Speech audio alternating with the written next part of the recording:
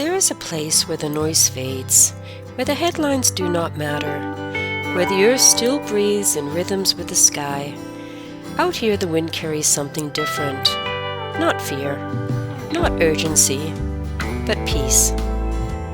The soil does not rush, the trees do not compete, the animals do not pretend to be anything other than what they are.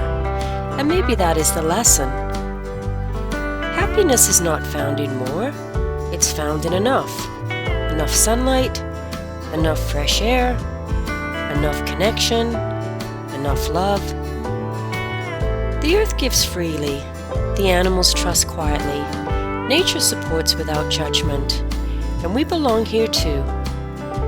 When we return to the land, we return to ourselves, to slower mornings, to shared meals, to hands in soil, to gratitude without announcement.